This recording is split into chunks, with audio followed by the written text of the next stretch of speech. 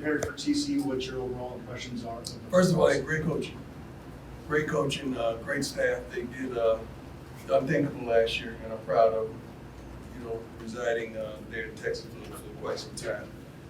They lost a lot of men that were really good football players, and they replaced them with pretty good football players. One thing about that team and their head coach, they will be prepared. They will be fundamentally sound. They will come out emotional, play with emotions, trying to, atone for last season the way that ended. But man, this team is it's a good football team. I'm happy with our opponent. I can't wait to get in there and see how we stand up to the challenge. Hey, Coach, Jake Schwann, DNVR. Just had a question about Tyler Brown, who was recently ruled ineligible. Yeah, that hurt. That hurt tremendously. He's a kid that is dear to me, like a darn son to me. And this is one of those moments when one side of me is saying, "Shut up, coach."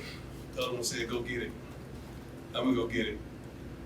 Tyler Brown is a wonderful kid, but he deals with a lot of issues inside, and he's seeing specialists and seeing people to really deal with these issues and calm these things down. So I'm very privy to him. He was in my Thursday group that I spoke into their lives, every Thursday group of young men that were there in Jackson with me last year. But it don't make sense. Some things just don't make sense. You say you really care about mental health, but when you have someone really dealing with mental health, there's a problem. And then ostracizing him and not allowing him to do what he's blessed and gifted to do, and the thing that presents him peace, that's trying for a young man. He's not the only one. It's a plethora of people around the country. I think this was the year that they said no to darn near everybody. But Tyler Brown, I wish they could review that and really understand it. I wish you could see, I think he made a video that was sent to the NCAA. I want you guys to get that video. Please do that for me and watch it, then tell me how you can say no to this kid. You posted it on his YouTube. Coach. You did? Yeah. Okay, did you also, some of you see it? Yeah, we should. Okay. Unbelievable, isn't it? It's like, wow. Do you really care, or you just saying you care? You care when it's convenient, or when it's proper. Coach Jimmy Sirpas, 247 Sports. It's going to be hot down in Texas. Is that something y'all are preparing for? It's hot. It's got hot here too, a little bit. So, heat is heat, man. I think a lot of kids dealing with the altitude here. It's been tremendous as well. So, I think we're going to be okay. I don't think we're going to be okay. We're going to be okay. We're putting them in pressure situations. We've stopped practice midway through on a couple of occasions and have them run several sprints, then continue practice to make sure they understand the fatigue level and don't give in to it mentally. Once you give in to anything in life mentally, you're going to fail. Hey, Coach Carlos Bryant, DSM. The other day you said that your patience is wearing very thin for foolishness. Right. And I'm just wonder, what is the tone in the locker room, and do you worry about if your players are going to be too tight or too loose heading into TCU? I don't know what too tight or too loose means, really. But foolishness means the jumping offside and stupid stuff. Just the stuff, self-inflicted type of wounds that teams deal with. Practice-wise, man, these guys have been getting after it. I'm proud of them. They've been working their butts off, and they've kind of challenged one another to do so as such. Our morning message this morning really wasn't me talking at them. It was them telling me what they need to do to be dominant in this game. And everything they said, we wrote on the board, and we said, okay, now go out there and practice and do it. Don't wait until Saturday to do it. Do it now. So I'm happy with our young men. I really am. Hey, Coach, Tyler King with the Denver Gazette. I just want to ask about Alton McCaskill. Obviously, we've seen him in a non-contact jersey for a bunch of fall camp. Do you feel like he's going to be good to go for this Saturday? Well, he tried to fight me the other day to get that jersey off of him, man. He wants that jersey off of him, but he just started hitting it like Alton hit it. Like he just started moving and cutting and the body lean, and you can see a tremendous difference in week to week. I told him personally, we're in it for the long haul. We're not in it for the sprint. Although we like to win, and we will win in due time. But we just want to make sure he's okay and not just throw him out there in the fire and he's not prepared. Because when he plays, we want him to be the guy that he was. Does it help that in that running room? Because I know Coach Flea had said earlier in camp that you guys want to use like 2 guys to kind of shoulder the load, that you have some experience with Cossier, and you've got guys like Hank and Dylan Edwards too, that it helps to ease Alton back in? Yeah, Savion as well now.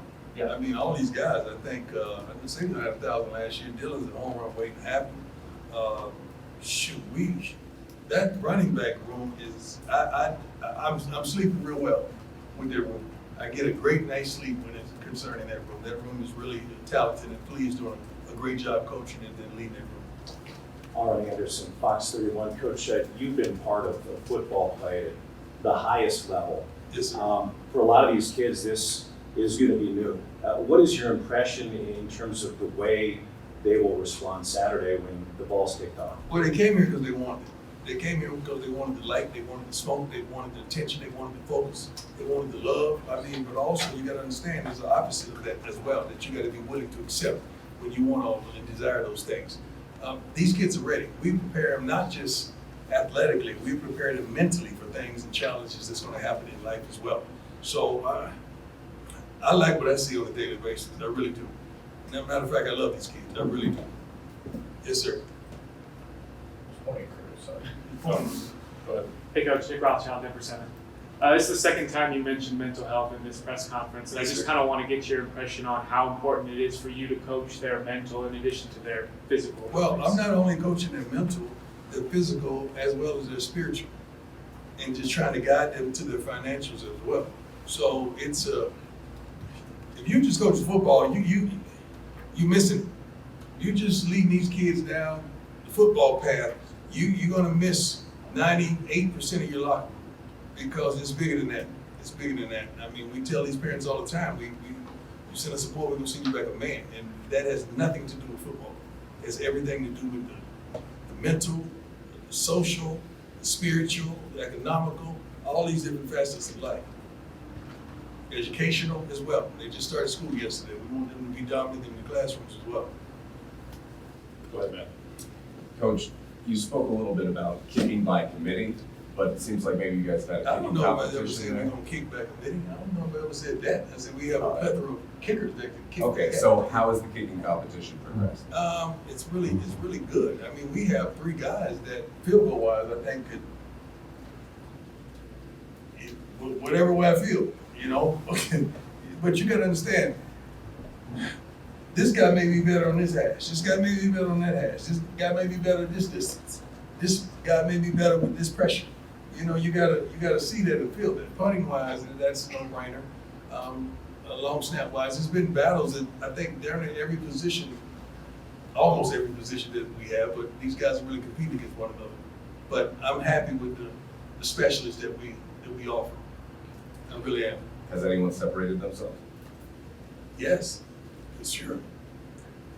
Coach, you talked about the experience for the guys stepping out onto the field on Saturday, but this is going to be your first time as a coach for a Power 5 school in this big stage. What's going to be going through your mind when you're out there and you finally get to put this product on the field for the biggest audience? This ain't, I know it may seem like it, but it's not about me. And you're talking about a big stage. I think I played the Super Bowl and the World Series. I'm good. I'm good. I'm straight. This is about the kids, man. I want them to go out there and maximize the moment and take advantage of the exposure and the light that they have. And I feel like they will, 100%. Go ahead, Sean. Coach, you mentioned sleeping well. Do you sleep well when you look at the O-line room? Yeah. What happens if 2 doesn't have a clean pocket come to school? I don't know if you've ever watched him play, but the kid makes really good decisions. That's one of the biggest assets that he has. He makes good decisions. He protects the ball. He dissects the defense and get us in the play that we need to run. He changes that. We have a tremendous offensive staff that's going to make sure they signal in the right thing for him, so he won't have to make those adjustments. But if he has to, he will. But the kid makes plays. I don't know if you watch practice, but we have some receivers that can really do it. We have some running backs that can really do it. We got an offense that I'm proud of. I'm not shy by any means, and I'm proud of what their potential. You proud of that line too? Yeah, I feel good about it. Go ahead, Matt. Coach Aaron Andrews on the Fox broadcast, the Saints and Texans the other night, mentioned that the players are going to be coming out in shades with the NIL deal. Can you maybe explain a little bit about that? I can't go into that. I'm gonna stay away from the NIL stuff and all that. Prayerfully that happens. Go ahead, Nick. Hi, Coach Endeavor, TCU Sports Report. Last time we met, you mentioned that someone needs to step up and be with Travis in that corner position. Yeah. Who is there right now? Well, we have a couple guys, Cooper and Stoudemire, they're fighting to see who's gonna be starting on the other side. It's gonna go right down to me. It may go down to see who gets off the bus, the first one off the bus. That's how tight it is right now.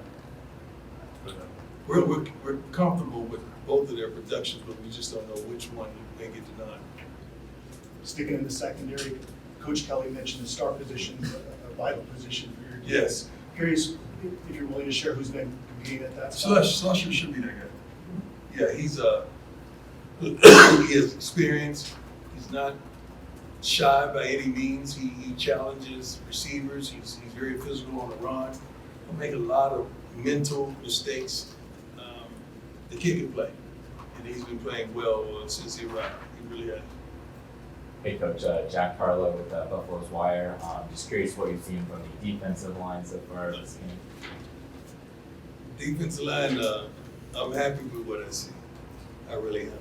We got some guys that I feel like they will end up in double digits in sacks. A couple of guys from the outside. The guys on the inside, Shane Coates, I feel like is a pro. Okay, last one, Ariana. Yeah, last one, I've got to check you though, Thank because you. those Hall of Famers were all Hurricanes like myself. Yeah. And you're a Knoll, my friend. No. Actually, do you know where I graduated from? Yeah. Who said it? You know everything. She didn't know that. They didn't know that. Tell them again, where did I Tell them graduate? your college. I graduated from HBCU. Well, So I'm a who? but you're still a Knoll. I'm a who? You're a I thought that's where you graduated from. different. Why you keep calling me that and then you know where I graduated from?